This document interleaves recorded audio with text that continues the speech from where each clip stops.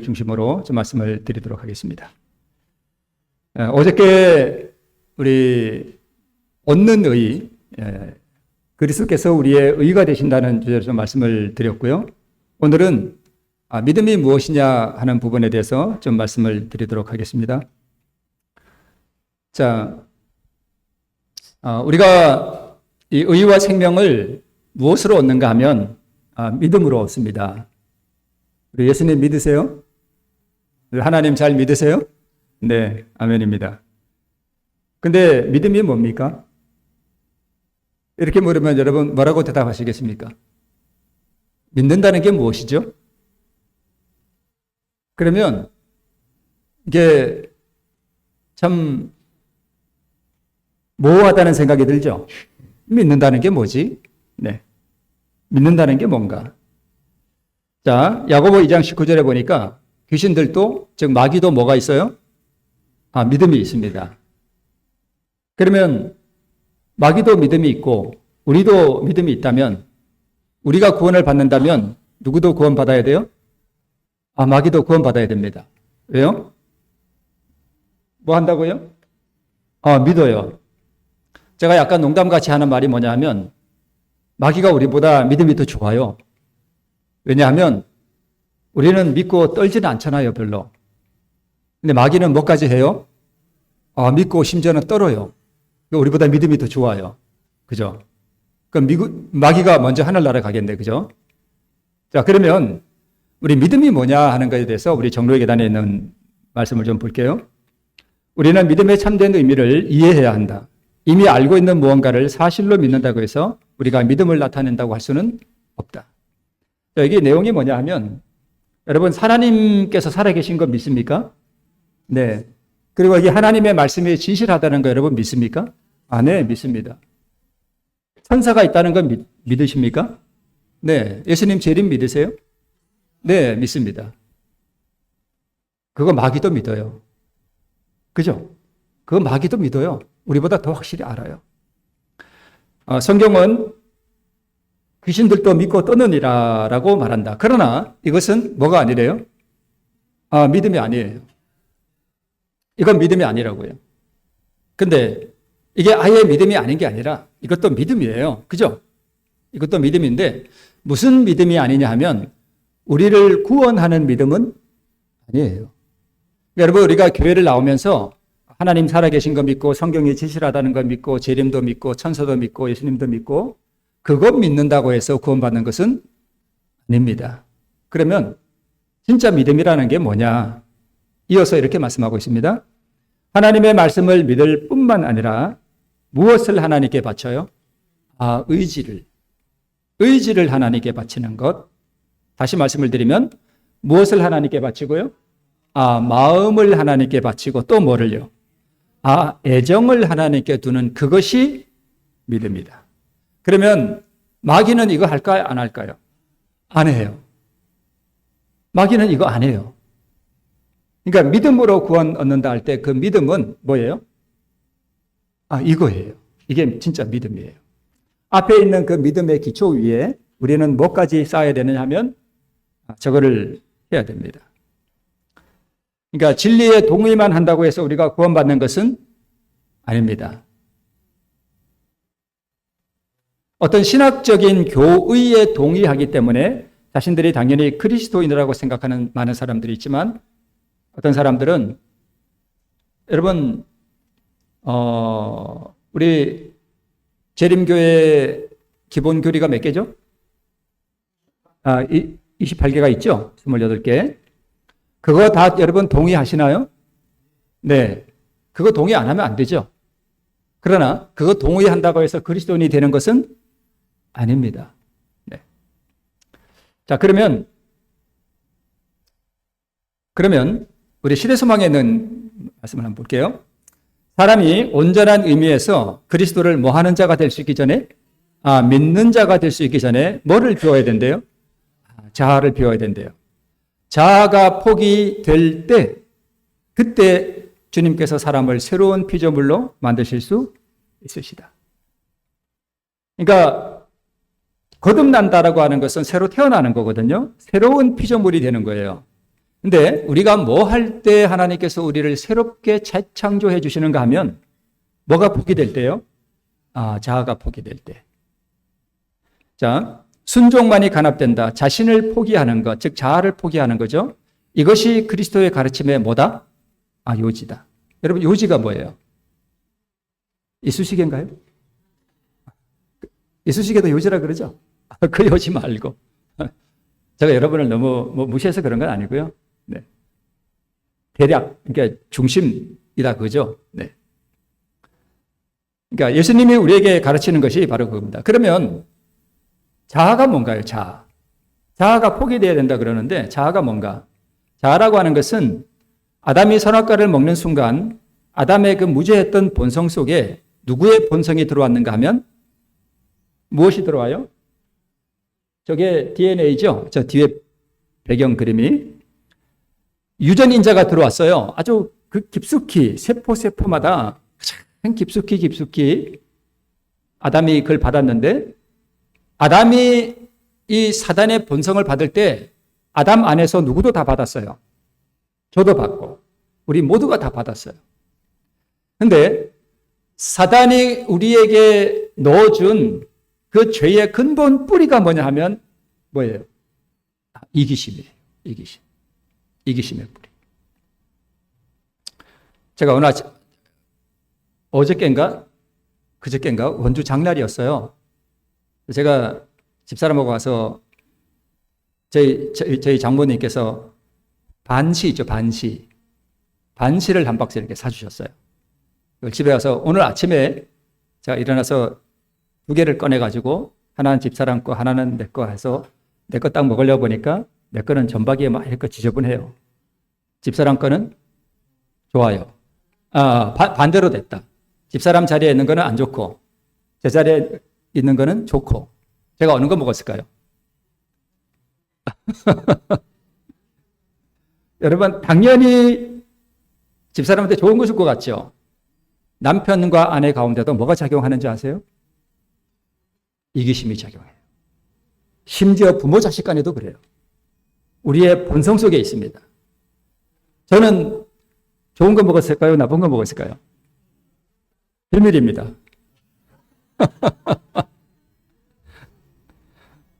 네. 자, 하나님께서 우리에게 요구하시는 건 딱 한 가지예요. 뭐를 굴복시키는 거예요? 자아를 굴복시키는 것이 그분이, 즉 하나님께서 우리에게 요구하시는 것에 뭐라고요? 전부예요. 우리가 이것만 하면 돼요. 그러면 이게 될 때 우리가 거듭난다는 거예요.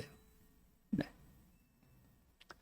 자, 제자 유다가 이제 예수님께서 유다를 제자로 삼으실 때 예수님께서 뭘 아셨냐 하면 유다가 뭐라는 마귀예요? 이기심이라는 마귀에 사로잡혀 있다는 것을 아셨습니다. 유다는 처음부터 마귀에게 사로잡혀 있었는데 마귀의 무슨 마음요? 이기심. 그러면 다른 제자들은요? 다른 제자들은 이기심이 없었나요? 있었어요. 근데 뭐가 다를까요?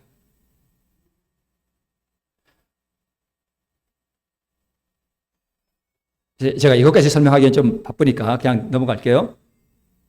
자, 우리 선지자 왕의 이런 말씀이 있습니다. 여호와께서는 모세를 통하여 이스라엘에게 매 3년마다 가난한 사람들을 위하여 무엇을 드리라고요? 11조를 드리라고 명하셨습니다. 이거는 제2의 11조예요. 하나님께 드리는 게 아니고 가난한 사람들을 위하여도 10분의 1을 바치도록 그렇게 명하셨습니다. 이렇게 정하신 이유가 뭐냐 하면 뭘 버리고요? 이기심을 버리고 너그럽고 고상한 품성을 갖도록 하기 위해 하나님께서는 우리에게 무슨 제도를 주셨냐 하면 11조라고 하는 제도를 주셨습니다. 네. 혹시 이분이 누군지 아셔요?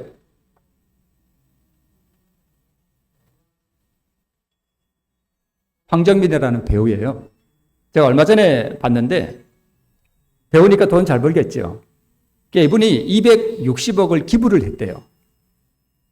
사실인지 아닌지는 저도 모르겠습니다. 아니라는 사람도 있고 그렇다는 사람도 있는데 그렇든 아니든 만약에 이것이 사실이라면 그래서 이 황정민이라는 배우는요 그냥 그 와이프랑 그냥 조그만 아파트에 살고 바지도 그냥 10,000원짜리, 20,000원짜리 그런 거 입고 다닌대요. 사실인지는 모르겠습니다. 자, 그런데 만약에 우리 중에 인색한 교인이 있다면, 이기심으로 뭉쳐진 명목상의 그리스도인이 있다면, 이 둘 중에 배우 황정민이 종교가 뭔지 모르겠습니다. 이 황정민이 교회를 안 다닌다고 합시다. 근데 이렇게 너그러워요. 근데 교회를 다니는 어떤 분이 아주 인색하다 그러면, 만약 여러분이 하나님이라면 둘 중에 누구에게 천국문을 열어줄 것 같습니까? 네? 황정민에게요. 교회 안 다니는데. 안 다녀도. 네. 네. 네.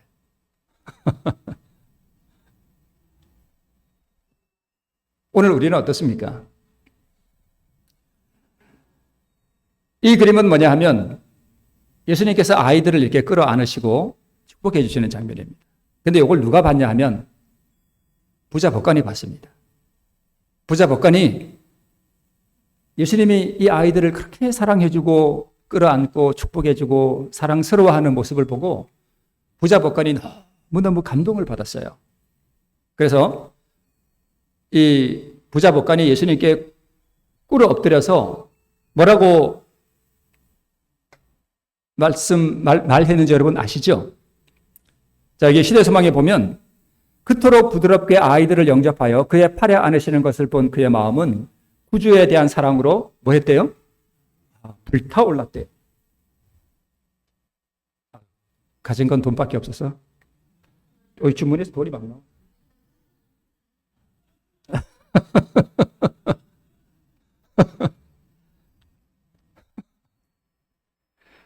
구주에 대한 사랑으로 불타올랐대요. 그러면서 물은 말이 뭐냐 하면, 선한 선생님이요, 내가 무엇을 하여야 영생을 얻겠습니까? 하고 물었습니다. 예수님 대답 잘 아시죠? 너 있는 거 다 팔아서 가난한 자들에게 나눠주라. 그리하면 하늘에서 보화가 내게 있으리라. 예수께서는 이 사실을 그 청년에게 보여주시려고 그의 마음속에 있는 뭘 보여주셨어요? 이기심을 보여주셨습니다. 예수께서는 그의 품성 가운데 있는 환부를 보여주셨다라고 기록하고 있습니다. 예수님은 이 부자 법관이 정말 깊이 회개하기를 열망했습니다. 그리고 성령께서 그의 마음에 말씀하시는 그 음성에 반응을 해서 그가 정말 회개하고 주님의 진정한 제자가 되기를 탄원했습니다. 그리고 예수님은 얼마나 갈급한 심령으로 그 부자 법관을 바라봤는지 모릅니다. 그런데 우리가 잘 알듯이 이 부자 법관은 슬픈 기색을 띠고 근심하며 갔습니다. 만약 관원이 그때 자신을 그리스도께 뭐 했다면, 바쳤다면, 그는 그리스도의 임재 분위기 가운데서 성장했을 것이다. 그가 이것을 뭐 했더라면요? 선택했더라면 그의 장래는 얼마나 달라졌을 것인가. 자, 여러분, 믿음이 뭐냐 하면, 믿음은, 자, 우리 마음에 뭐가 있다고요? 저도 있고, 이기심. 그러니까 마귀의 본성이 있어요.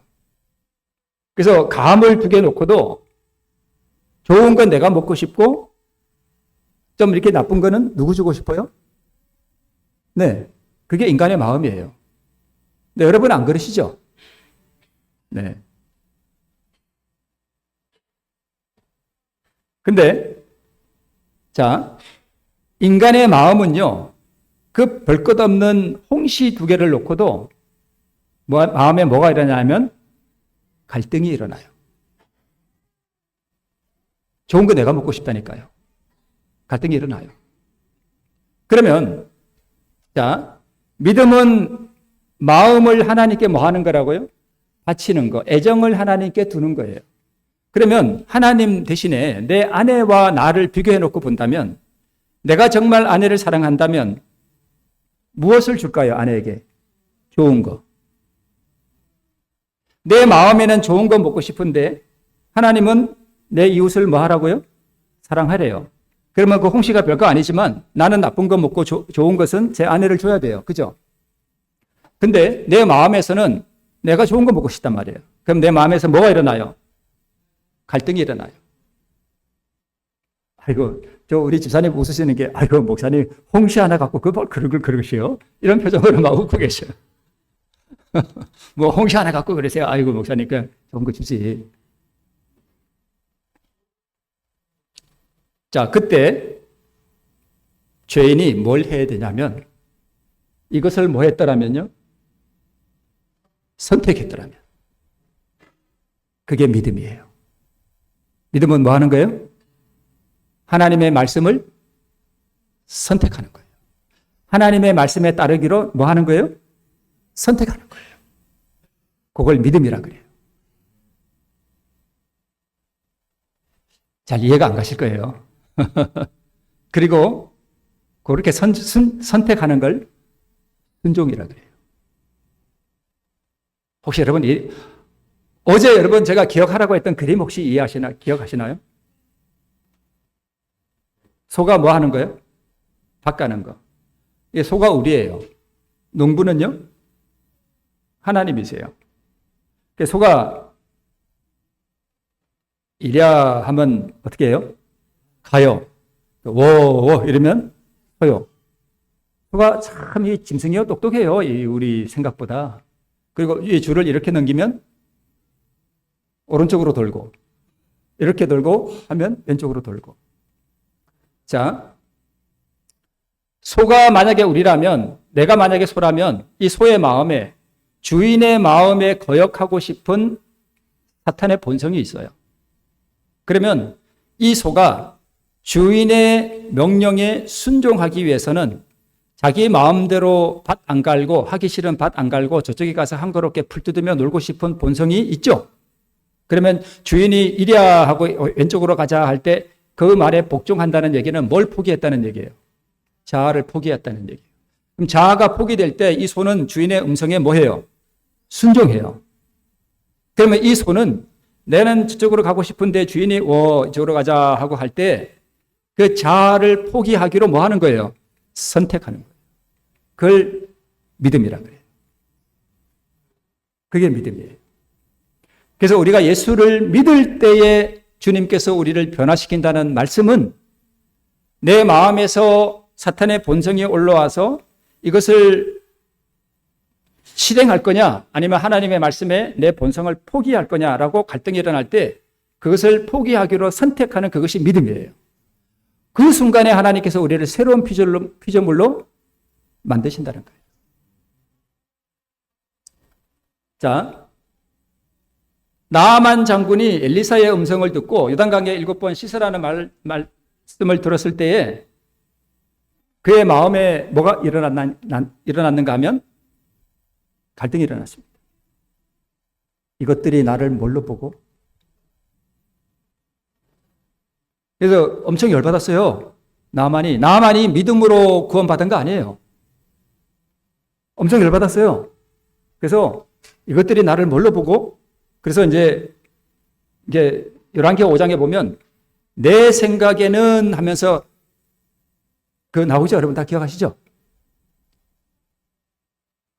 그래서 나아만이 무슨 생각이 들었냐면 이것들이 나를 뭘로 보고 내가 돌아가서 군사들을 이끌고 이것들을 완전히 싹 쓸어버리리라 하면서 얘들아 가자! 이러면서 돌아섰어요. 그때에 나아만의 종들이 내 주여 요단강에 들어가 씻으라 그러는데 그거 못하겠습니까? 들어가 씻으세요. 이때 나아만의 마음에 뭐가 일어날까요? 갈등이 일어나요. 내가 문둥병이 낫기 위해서 여기까지 왔는데 요단강에 들어갈 것이냐? 내 감정대로 할 거냐? 엄청난 충동이 일어났습니다. 나아만은 하나님 몰라요. 그 믿음 없어요. 나아만은 이때 뭐 해야 돼요? 선택해야 됩니다. 하나님의 말씀에 내 생각과 감정을 굴복시킬 거냐? 아니면 내 감정대로 집으로 갈 것인가? 투쟁이 일어났습니다. 근데 나아만은 뭐 선택했어요? 굴복하기로 선택했습니다. 그걸 믿음이라 그래요. 그걸 믿음이라 그래요.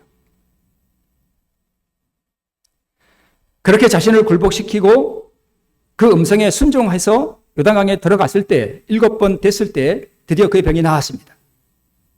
그런데 열왕기하 5장 그 후반부에 가면 나아만이 엘리사 앞에 와서 뭐라고 얘기하는가 하면 내가 이제야 이스라엘 외에 신이 없는 줄을 안다 그랬습니다. 그것도 믿음이에요. 그러면 로마서에 복음에는 하나님의 의가 나타나서 믿음으로 믿음에 이른다 그랬죠. 앞에 있는 믿음은 자아를 포기하기로 선택하는 그 믿음을 말해요. 그리고 뒤에 있는 믿음은요. 그렇게 될 때 하나님께서 그에게 구원과 의를 주실 때에 하나님의 구원을 경험할 때에 믿어지는 믿음을 말해요. 내가 이제 안다 이거예요. 믿음으로 믿음에 이른다는 것은 자아를 포기하는 그 믿음에 순종을 할 때에 구원을 경험하게 되는데 이 구원을 경험하면 하나님께서 살아서 나를 변화시키는 그 역사를 내가 경험해 봤기 때문에 이제는 내가 믿어진다 이거예요. 그게 그 뜻입니다.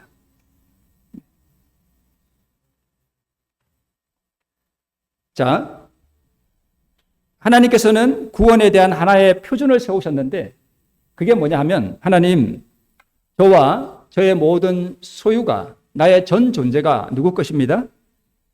당신의 것입니다. 라고 말할 수 있는 사람들만 하나님의 자녀로 인정받습니다.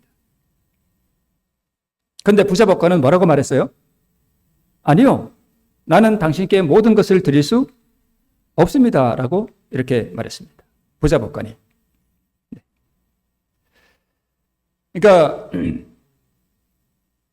이 부자복권은 자기 마음속에 있는 그 이기심이라고 하는 마귀를 극복하지 못했습니다. 여기 나오는 이 사람은 누구 같아요? 제자 유다. 은 30냥이 든 주머니를 들고 지금 집으로 돌아가는 장면이고 오른쪽에 있는 그림은 참 절망적인 상황이에요. 자기가 선택한 그 선택이 얼마나 무모한 선택이었는지를 깨닫고 절망 가운데 그 돈을 던져두고 나가는 장면입니다. 제자라는 가면 뒤에 숨은 위선과 또 탐욕, 이기심 이것이 유다를 영원한 멸망으로 이끈 죄악이었습니다. 오늘 우리는 어떻습니까? 하나님의 것을 도적질한 악이 우리에게 혹시 없습니까? 우리 청지기 주말 부흥회인데요.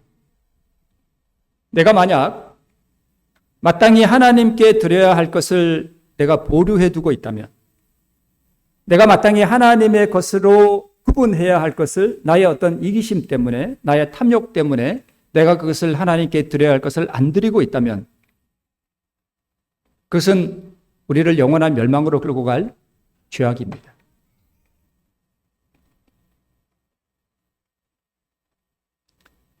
유다는 하나님께 굴복되지 않았습니다. 자, 자아가 십자가에 못 박힐 필요가 있다. 자아가 그리스도 안에 잠겨 사라져버릴 때 그 즉시 참된 사랑이 우러 나온다라고 말씀하고 있습니다. 아까 나왔던 말씀이긴 한데요. 자아를 하나님께 굴복시키는 것이 그분이 요구하시는 것에 뭐라고요? 전부예요. 그러면 하나님께서 왜 11조 제도와 각종 헌금 제도를 우리에게 마련해 주시고 이것을 우리에게 명하셨는가 하면 뭐를 굴복시키더라 해요? 자아를 굴복시키도록 하는 방편이에요. 근데 만약 내가 하나님께서 주신 그 명령을 내가 따르지 않다면 나 안에 뭐가 있는 거예요? 이기심이 있는 거예요. 마귀의 본성이 있는 거예요. 그러면 우리가 우리 자신을 하나님께 바치고 드려야 되는데 우리는 무엇을 가지고 있는가 하면 인간은 순결하시고 거룩하신 하나님께 몹시 불쾌감을 주는 더럽고 타락한 것과 죄로 오염된 것 외에 아무것도 가진 것이 없다. 우리가 가진 게 뭐냐면 이거예요. 더러운 것, 타락한 것, 죄로 오염된 것, 이것이 우리가 가지고 있는 것의 전부입니다. 하나님께서는 자, 우리가 어떻게 구원을 얻는가 하면 우리가 가지고 있는 이것을 가지고 십자가 앞에 가서 이것을 주님께 드리고 주님께서 이루신 그 의를 내가 받아오는 거예요. 그러니까 내가 가진 것과 예수님이 가진 걸 서로 뭐 하는 거예요? 바꾸는 거예요. 그래서 예수님은 내가 가진 죄를 그분이 가져가셔서 입혀진 죄인이 되고 나는 내 것을 드리고 예수님이 이루신 그 의를 내가 받음으로 나는 입혀진 의인이 되는 것입니다. 교환하는 거예요. 어디에서요? 십자가에서.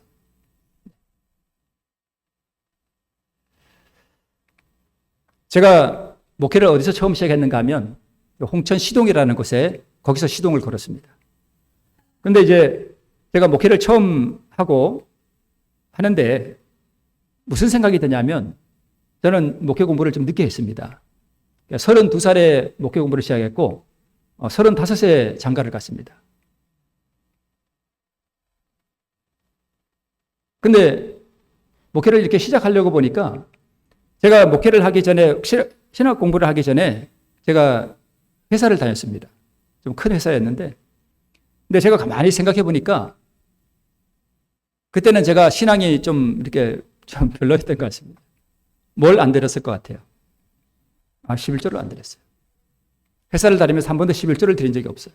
그래서 내가 목회를 하면서 하나님께 11조를 한 번도 안 드렸는데 어떻게 내가 이렇게 목사라고 할 수 있겠나? 그래서 그렇게 11조를 한 번에 드릴 큰 돈이 없어서 제가 무슨 생각을 했냐면 그 당시에 목회자 월급이 그렇게 많은 월급이 아니었거든요.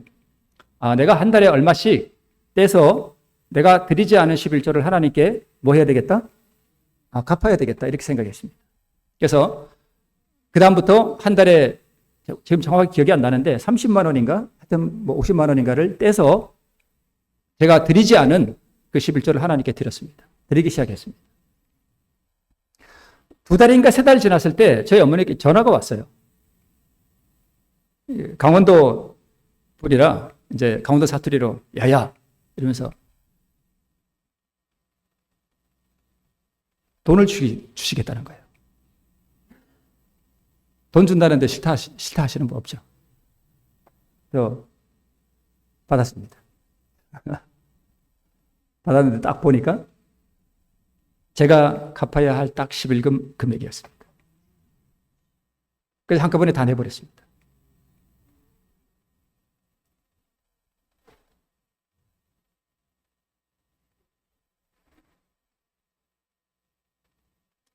여러분,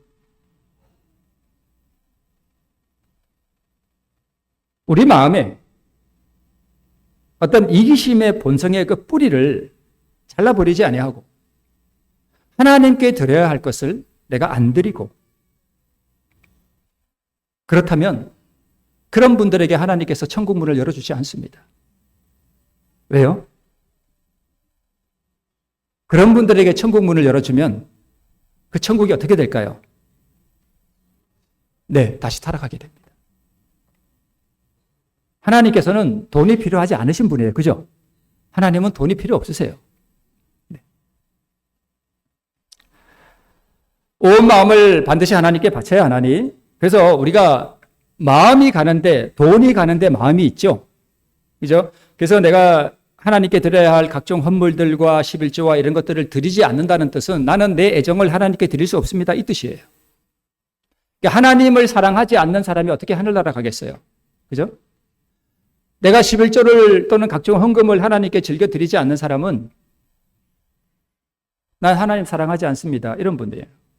그런 분을 하늘에 데려가도 하늘이 너무 고통스러워요. 그런 분들에게는. 제가 여러분께 11조 잘 드리라고 협박하는 건 아닙니다. 여러분 잘 드리고 계시죠? 네. 대답이 없으시네. 그래서 온 마음을 반드시 하나님께 바쳐야 하나니 만일 그렇게 아니하면 우리를 하나님의 형상으로 회복시키는 그 변화가 우리에게서 결코 생길 수 없는 것이다. 즉 그렇게 우리가 이기심을 가지고 교회를 다닌다면 하나님께서 우리를 변화시킬 수가 없어요. 자, 나는 문막중앙교회를 다니는데 나는 11조도 드리고 월정 헌금도 드리는데 그것 외에 그건 당연히 해야 되는 거고 그것 외에 나는 내 이웃이나 다른 사람을 위해서 내가 가진 어떤 소유를 한 번도 써본 적이 없다. 그 사람이 그리스도인일까요? 아닙니다. 사실입니다.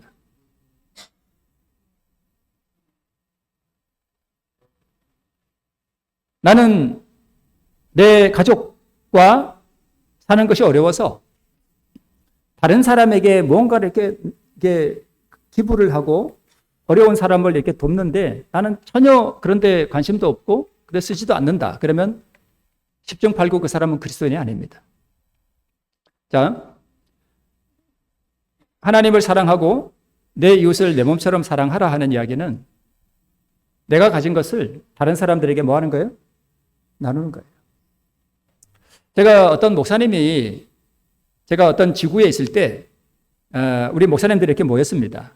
근데 그 모였을 때 그때 원주였어요.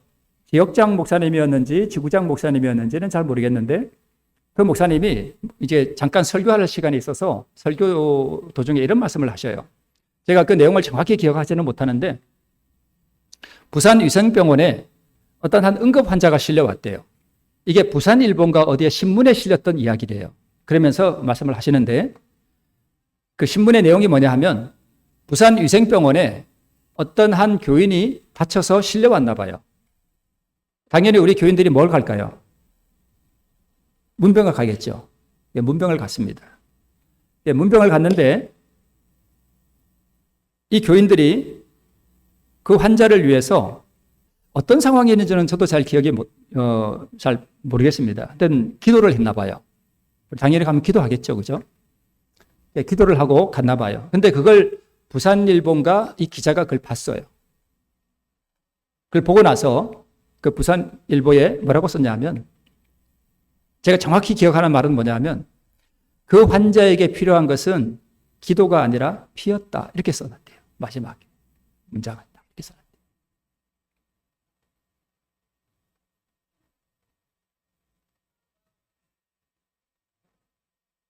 그 환자에게 물론 기도도 필요하지만 내 이웃이 무엇이 필요한지에 대해서 아무 관심이 없는 교인은 진짜 교인이 아니에요. 아까 우리 구약 성경에 제2의 11조 가난한 자를 위하여 내라고 되어 있습니다. 그때 하나님께서 그런 사람을 위하여 크게 뭘 주실까요? 제가 어제 어떤 전화를 받았습니다. 그러니까 젊은 청년인데 좀 불행한 환경 가운데 자라서 태어나자마자 버림받은 아이예요. 그래서 다른 분이 이 아이를 걷어 키웠나 봐요. 근데 가족이 없어요. 그런 분일수록 명절에 더 슬프죠. 그래서 자기는 명절에도 일을 한대요. 그래서 자기는 저한테 전화가 왔는데 하나님께서 자기에게 복을 많이 주신다는 거예요. 그럼 사람 얘기가 뭐 자기 자랑 같아서 좀 그렇습니다만은 실제로 그렇게 하나 봐요. 사람들을 그렇게 많이 돕는데요. 어려운 사람 도와주고. 교회에서 냉장고가 필요한데 뭐 직원이 하는데 뭐 냉장고가 비싸니 어쩌니 하는데 자기가 그냥 내버렸대요. 그 냉장고 얼마 한다고 그걸 교회에서 직원에서 왈가왈고 한다고 자기가 내버렸대요. 그러면서 오히려 미안해 하더라고요.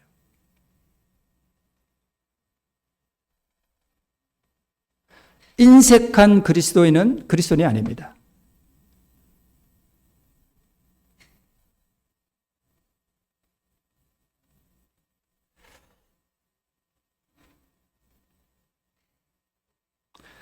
마음을 하나님께 바치고 애정을 하나님께 두는 그것이 믿음이다. 마찬가지로 우리의 마음을 내 이웃에게 주고 나의 애정과 함께 내가 소유한 것들을 내 이웃에게 나누는 그것이 또 뭐예요? 그게 믿음이에요. 내 이웃에 전혀 관심이 없는 사람은 믿음의 사람이라고 할 수가 없습니다.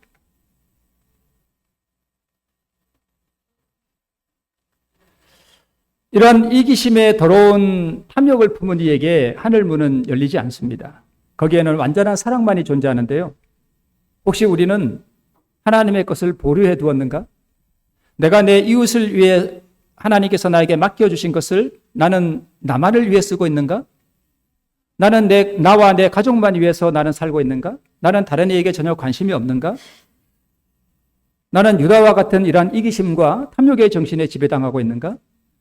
그렇다면 나는 무늬만 그리스도인인 가짜 그리스도인일 수 있다는 것입니다. 그 이기심과 자신을 사랑하는 이 자애의 정신을 회개하는 마음으로 보류해둔 재정과 함께 하나님께 바칠 때에 하나님께서는 우리를 새로운 피조물로 만드실 것입니다.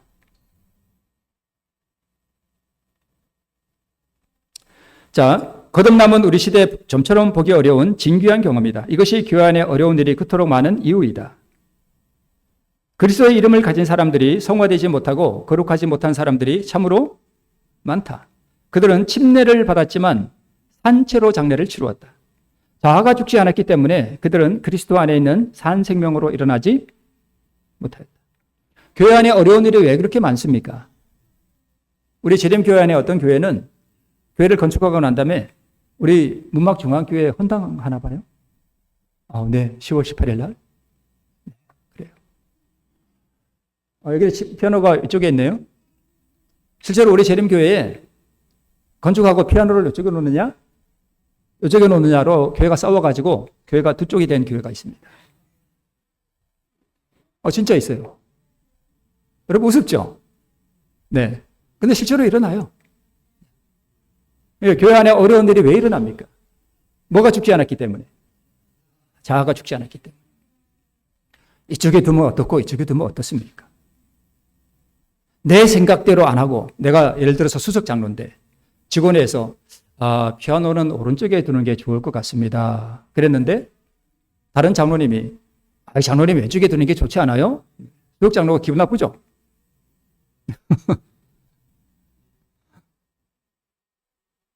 그때 수석 장로님이 뭐 해야 돼요? 자아를 굴복시켜요.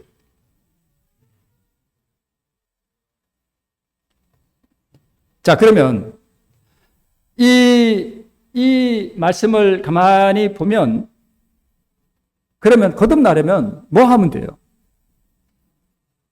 자아가 죽으면 돼요.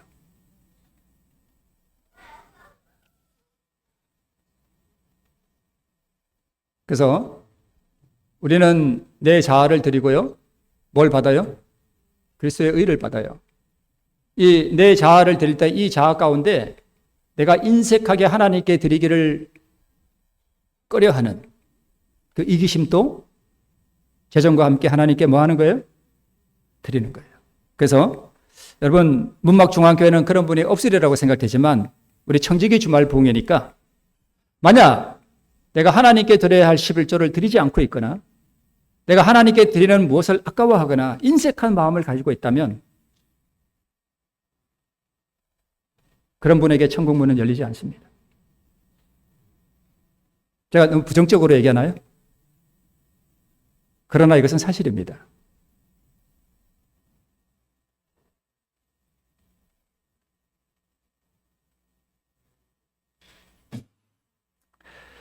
자, 현재 우리 교회를 구성하고 있는 사람들의 적은 수요, 대다수요.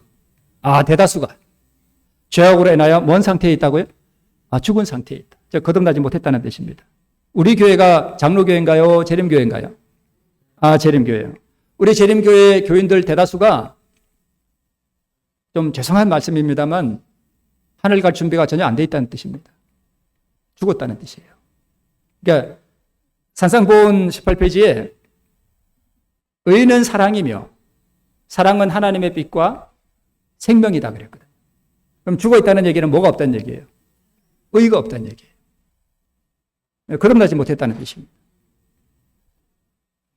진리의 말씀을 충족히 들어봤지만 그것을 뭐에 옮기지는 않았대요. 실천에 옮기지 않았대요. 그러면 오늘 문막중앙교회 우리 성도 여러분, 우리 청지기 주말 부흥이니까 우리 혹시 하나님께 보류된 것이 있다면 정말 회개하는 마음으로 제가 자랑은 아니지만 저와 같이 그거 하나님께 여러분 갚으시기로 결심하시고 회개하는 마음으로 주님께 나오면 만약 내가 재정적으로 정말 어려운 상황에 있다면 하나님께서는 기적적인 방법으로 내가 하나님께 드리지 않고 도적질한 그것을 갚을 수 있도록 우리에게 은혜를 주실 거예요.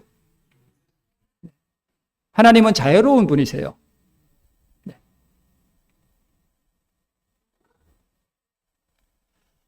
자, 밭에 감추인 보화와 값진 진주를 구하는 장사 비유인데요. 자기의 소유를 다 뭐 해서요? 팔아서. 자기의 소유를 다 팔아서. 진주 장사도 자기의 소유를 다 팔아서 샀다 이렇게 되어 있습니다. 부자 복권에게도 내게 있는 것을 다 뭐 해요? 팔아. 네. 가난한 자들에게 나눠주라. 어떤 분들은 이 말씀 듣고 좀 기분 나빠하더라고요. 제가 옛날에 이런 설교했더니 저를 한번 오라 그러더라고요. 다른 장로님 부부와 함께. 그래서 제가 갔어요. 제가 좀 이게 바보 같아가지고 왜 오라 그런지를 파악을 못한 거예요. 나중에 가만 보니까 여기에 마음이 걸렸던 거예요. 어떻게 다 팔아서 다 나눠주고 우리를 어떻게 살아? 이런 정신이었어요. 하나님께서 우리에게 아파트 가진 거 2억짜리 그거 다 팔아서 가난한 자들에게 다 주라 이런 뜻이 아니에요. 그거 다 팔면 우리 어떻게 살아요?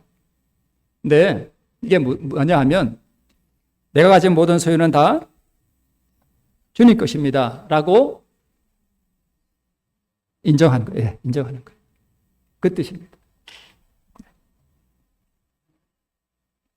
자기에게 있는 모든 것을 주고 그것을 뭐 했어요? 샀습니다. 그래서 의인은 선물로 얻는 것인 동시에 내가 뭐 하는 거예요? 사는 거예요. 뭘 주고요? 바로 그 이기심을 주고 사는 거예요. 그 자아를 주고 사는 거예요. 그러니까 내가 가진 더러운 거, 탐욕, 그 이기심, 이거를 주고 그 영원한 보호와 생명을 내가 뭐 하는 거예요? 사는 거예요. 그래서 믿음으로 얻는 의인은 나의 마음에 예수님의 의, 즉 생명을 주시는 일은 하나님께서 알아서 하시는 일이에요. 그래서 믿음으로 의를 받는다 할 때 내가 그거 어떻게 받아오지 그런 거 염려할 필요가 없어요. 나는 뭐만 하면 돼요? 자아만 드리면 돼요. 내 속에서 본성이 올라올 때 그 드리면 돼요. 우리 최경희 집사님 어디 계신가요? 식사당 분이시구나. 최경희 집사님. 식사당 분인가 봐요. 제가 정직히 주말 봉예와 상관은 없지만 제가 선곡교회에 있을 때 경험했던 그걸 제가 믿음으로 말미암은 의가 뭔지도 모르고 한번 경험했던 한번 말씀을 드려볼게요. 그래서 믿음으로 말미암는 의는 이 믿음으로 우리의 모든 더러운 본성을 주님께 드리는 것이기 때문에 다 똑같아요. 감정, 자기 영광, 뭐 재정, 이기심 다 똑같은 거예요. 그 다 뿌리가 하나거든요. 마귀 본성이거든요. 제가 이제 선곡교회 심호할 때 그때는 제가 핸드폰이 있었던 것 같고 집사람은 핸드폰이 없었던 것 같아요. 아마 그랬던 것 같아요. 네. 이제 제가 선곡교회에 있을 때 집사람이 이제 그 서울에 볼 일이 있어서 여기 들었던 분들은 죄송합니다. 또 해서 아이가 셋이 있었어요. 얼망졸망한 아이들이 셋이 있었고 아이들과 함께 서울에 갔다가 이제 내려오는데 원주 터미널로 오기로 돼 있었습니다. 그때 터미널이 우산동에 있었어요. 여러분 잘 아시죠? 우산동 터미널 아시죠? 우산동에서 이제 집사람을 그때 금요일이었어요. 이제 제가 집사람 대충 버스 시간을 대충 듣고 이제 원주 나가서 우산동 그때 그 터미널 옆에 주차장이 많이 있었잖아요. 그 내과에 복귀한 그런 주차장이었던 것 같은데 거기 서서 이제 집사람을 기다리고 있었습니다. 그러니까 여러분 보시기에도 제가 성격이 느긋하고 온화한 사람 같아요? 아니면 소갈머리가 없는 것 같아요? 딱 보기에도 소갈머리가 없잖아요. 그죠? 속도 그렇고 겉도 그렇고 소갈머리가 없어요. 그래서 뭐 이렇게 제가 어제 어떤 분이 말 빠르다고 그랬는데 저는 느린 걸 못 참아요. 저희 집사람은 소띠예요. 그러니까 느긋느긋해요. 저는 천불이 나요. 그래서 지금은 집사람 사랑합니다. 근데 기다리는데 이게 소갈머리 없어가지고 엄청 짜증이 나는 거예요. 화가 나 미칠 것 같아요. 아무리 기다려도 안 와. 미치겠어요. 금요일인데 빨리 가서 설교 준비도 마쳐야 되고 목사님들 바쁘잖아요. 금요일 오후 되면. 기다리는데 얼마나 화가 나고 짜증이 나는지 오면은 뭐 해버릴 것 같아요? 진짜 밟아버릴 것 같아요. 우리 친척 되시는 우리 집사님도 계신데 제가 이런 얘기해서 괜찮죠? 네. 지금은 안 그래요. 네. 그때 이제 진짜 막 밟아버릴 것 같아요. 근데 그때까지 제가 어제도 말씀드렸지만 제가 거듭남이 뭔지도 모르고 거듭나고 싶은데 안 되고 그러니까 참 목회가 힘들었어요. 근데 그날 또 엄청나게 짜증이 나고 막 미칠 것 같아요. 화난 분들은 아시죠? 그게 무슨 감정인지. 오면은 진짜 막 밟아버릴 것 같아요. 그래라 기다리는데 무슨 생각이 드냐면 내가 목사인데 내가 어떻게 왜 이렇게 살아야 되지? 내가 언제까지 이렇게 살아야 되지? 사랑을 해야 되는데 사랑이 안 돼요. 도저히 안 되겠어요. 그래서 제가 그때 하얀색 카니발 차를 타고 다녔는데 카니발 차 안에 들어갔습니다. 이제 핸들을 붙잡고 이렇게 기도했습니다. 하나님, 뭐라고 기도했는지 자세히 기억은 안 나요. 너무 화가 나고 막 짜증이 나니까. 여러분, 진짜 화나고 짜증날 때 기도가 되든가요, 안 되든가요? 절대 기도 안 됩니다. 기도하고 싶은 생각 자체가 없어요. 그러니까 엄청난 자학을 보기에 그것도 차에 들어가서 기도한다는 것 자체도 그 선택하는 거 정말 힘듭니다. 경험하신 분들은 다 아실 거예요. 차에 들어갔습니다. 하나님 붙잡고 기도했습니다. 하나님, 제가 목사인데 어쩌고 막 그랬겠죠.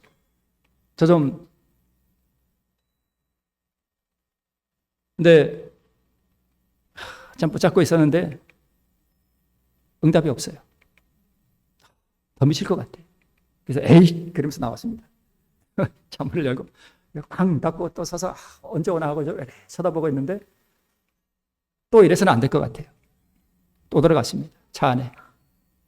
똑같은 기도를 또 아마 횡설수설 막 기도와 짜증과 분노와 자기 내 형편에 대한 그걸 뭐라고 표현하죠?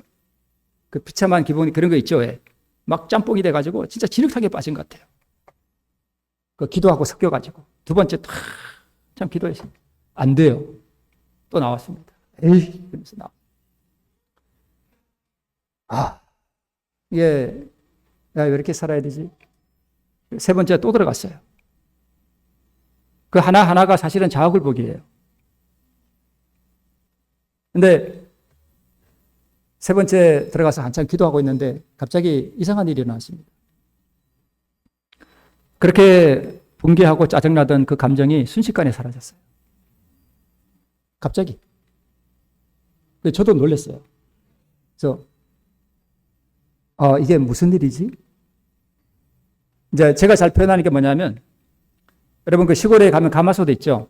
가마솥에 장작을 이렇게 불을 때 가지고 물이 막 펄펄 끓고 있습니다. 거기에 이제 눈을 이만큼 떠가지고 그 가마솥에 퍽 넣으면 어떻게 돼요? 순식간에 없어지죠. 그것처럼 사라져요. 그래서 저도 놀래가지고 이게 뭐지? 그래서 이렇게 밖에 나왔는데 세상이 달라진 것 같아요. 세상이 평온하고 세상이 환하고 세상이 바뀌어 보여요. 그러고 났는데 딱 뭐가 눈에 띄었냐면 저희 집사람이 오는 게 눈에 띄었습니다. 아이 셋 때리고 얼망졸망하면서 그때 제가 정확하게 기억하는 게 저희 집사람이 저를 딱 보고는 좋다고 이러면서 아이 셋 때리고 이러면서 지는 좋다고 내가 와 있으니까 내가 무슨 투쟁을 거쳤는지 모르고 근데 그 순간에 저희 집사람이 너무 사랑스러워 보였습니다. 그걸 의라 그래요. 의는 뭐며? 사랑이며 사랑은 하나님의 빛과 생명이다.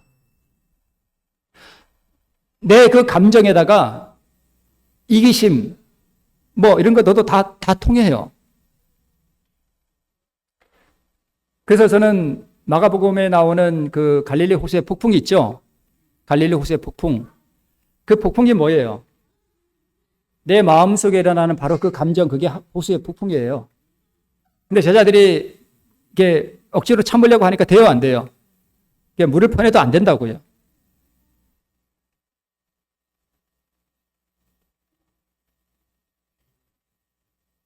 제가 세 번째 차 안에 들어가서 하나님께 기도할 때 예수님께서 저는 예수님이 온지 아닌지 그 전혀 모릅니다만은 제가 믿음으로 아는 것은 뭐냐면 그때 예수님께서 제 마음 가운데 오셔서 뭐라고 말씀하셨어요?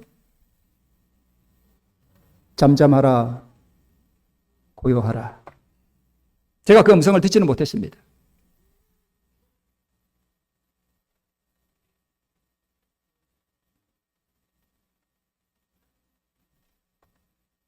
시간 조금 더 가도 괜찮겠죠? 자, 청지기 주말 부흥회지만 사실 이거는 우리가 어떻게 거듭나고 어떻게 우리가 의를 얻고 우리가 어떻게 구원 얻느냐를 말씀드리는 거예요. 그래서 상당히 중요한 거예요. 우리가 흔히 가정에서 다 이런 거 겪잖아요. 그죠? 참 부끄러운 얘기인데 자아는요, 한 번에 다 없어지지가 않아요. 그런 증상이 또 일어날 때마다 우리는 자아를 굴복시켜야 돼요. 한 번은 제가 이게 참 그때 부끄러운 얘기인데 태장에서 목회할 때, 여러분 제가 태장에서 목회한 거 혹시 여러분 아시는 분 계실 거예요. 태장에서 목회할 때 장례가 났어요. 겨울인데. 그래서 이제 원주 의료원에 이제 위로 예배를 드리기 위해서 교인들하고 봉고차를 타고 저녁에 이제 다 갔습니다. 12월 달에. 12월 초인가 아마 그랬던 것 같아요. 그래서 위로 예배를 다 드리고 났는데 제가 이제 저녁을 조금만 더 할게. 빨리 끝내라.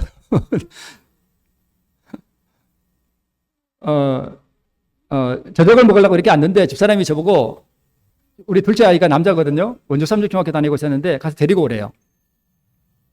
저는 포커페이스가 안 돼요.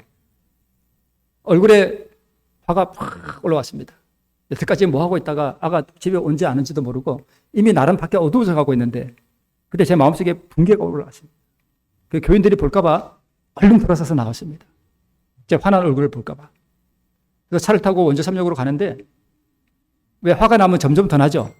점점 더 나요. 그 원주 삼역 가서 보니까 이미 어둑어둑해져 있고 휑 하고 아무도 없어요. 아유나 하고 아들을 불렀는데 저 어디서 하고 나오는데 애가 보니까 시퍼래요. 얼어가지고. 그때까지 기다린 거예요. 그걸 보니까 더 미칠 것 같아요. 차를 타고 와서 이제 그 원주 삼역 터미널인가 거기서 이렇게 터미널 맞죠? 거기. 그래서 이제 오른쪽으로 쭉 내려오면은 그 원주 의료원 나오잖아요. 체육관이 있고. 그 체육관 쪽을 내려오는데 큰일 났어요. 붕괴는 일어나서 제어가 안 되죠. 화는 나서 미칠 것 같죠. 가면은 밟아버릴 것 같죠. 교인들은 내 얼굴 볼 것 같죠. 이제 난리가 난 거예요. 원주 의료원은 다가가는데.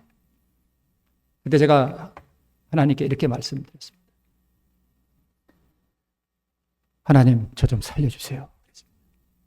하나님, 저 좀 살려주세요.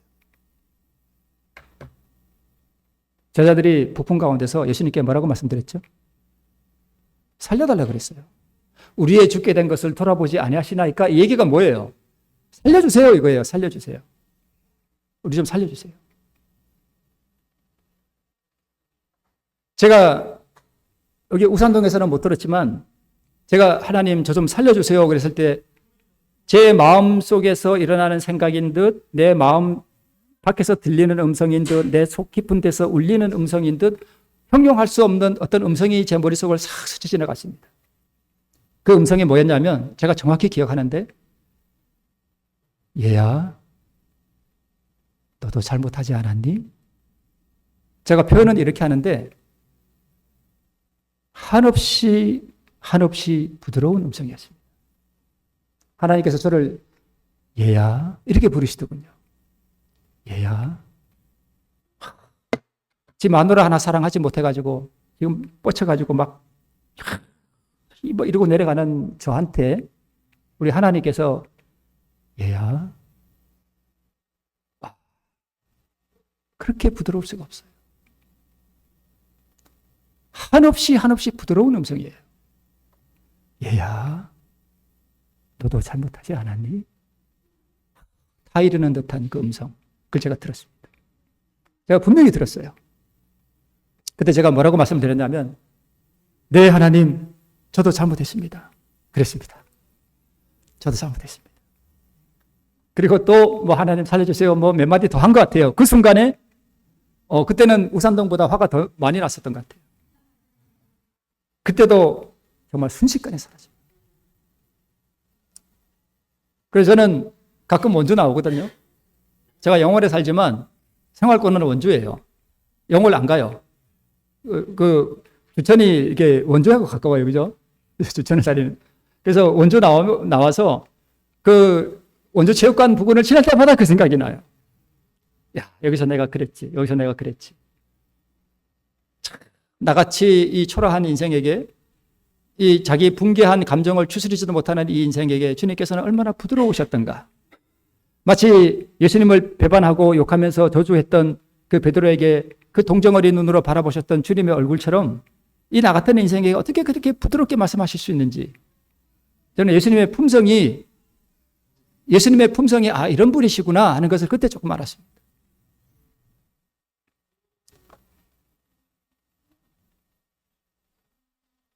그 찬미 있죠.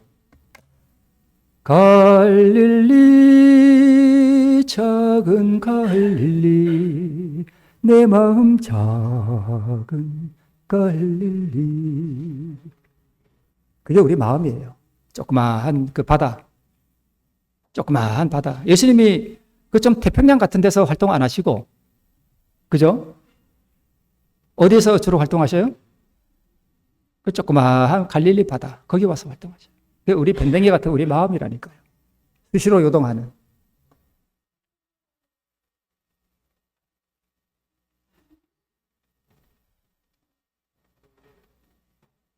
여러분, 슬기로운 처녀는 십자가에서 날마다 기름을 샀는데요. 기름을 샀다는 뜻이 뭐냐면 날마다 자아가 포기됐다는 얘기예요. 내가 그리스도와 함께 십자가에 못 박혔나니, 이게 우리 청지기와 관련돼서 이러한 이기심, 내가 하나님께 드리거나 내 이웃에게 드리는 것을 아까워하는 그런 이기심을 내가 그리스도와 함께 십자가에 못 박히는, 이것이 내가 믿음 안에서 사는 것인데, 이 믿음 안에서 산다는 뜻은 우리의 애정을 주님께 바친다는 뜻입니다. 그래서 인간의 영광을 티끌 가운데 속에 내던지고, 그러니까 믿음으로 말미암는 칭의가 뭐냐? 그것은 인간의 영광을 티끌 속에 내던지기로 선택하는 자아 포기를 할 때 바로 우리가 믿음으로 말미암는 의가 이루어진다는 것인데, 이 인간의 영광이라고 하는 것이 곧 교만과 이기심이에요. 이게 자기 영광이에요. 이제 마치겠습니다. 자, 우리 옛날 영문 시조에 실었던 우리 하이픈의 기사인데요. 구속의 과학을 이해하고 세상의 생명을 위하여 무한하신 하나님의 아들께서 당신의 생명을 주시는 일이 무엇을 의미하는지 약간이나마 이해하는 데는 무슨 시간이 소요돼요? 영원이라는 시간이 소요돼요. 우리 예수님께서 우리를 위하여 무엇을 희생하셨고 우리를 위해 무엇을 주셨는지를 하늘에 가서 조금 이해하는데 영원이라는 세월이 소요된대요. 그러니까 하늘에 가서 그분의 의가 얼마나 큰지, 그분의 사랑이 얼마나 큰지, 그분의 품성이 얼마나 아름다운지 조금 이해하는데 영원한 세월이 흘러도 그걸 모른다는 거예요. 주님께서 우리에게 그것을 주셨습니다. 그러면 이제 마지막입니다. 그러면 우리가 하나님께 무엇을 드리는 것을 아까워할 수 있어요? 없어요? 그러면 안 되잖아요. 그죠? 네, 안 되잖아요. 우리 말라기 3장 10절에 있는 말씀을 읽고 마치겠습니다. 만군의 여호와가 이르노라 너희의 온전한 11조를 창고에 들여 나의 집에 양식이 있게 하고 그것으로 나를 시험하여 내가 하늘 문을 열고 너에게 복을 쌓을 것이 없도록 붙지 아니하나 보라. 즉 다시 말씀을 드리면 너의 이기심과 너의 교만을 포기하고 보류해둔 하나님의 재정을 회개하는 마음으로 주님께 드릴 때에 주님께서 그 사람에게 복을 쌓을 것이 없도록 붙지 아니하나 보라라고 말씀하시는 것인데, 여기에 복은 재정적인 복과 함께 우리 예수님이 우리에게 내어주신 그 영원한 의, 그 사랑과 함께 오는 것임을 기억하시고, 다시 한번 우리의 이기심이 영원하신 하나님의 그 자비로운 품성 앞에 굴복되는 우리 문막중앙교회 성도님들 되시기를 바라면서 말씀을 마치겠습니다.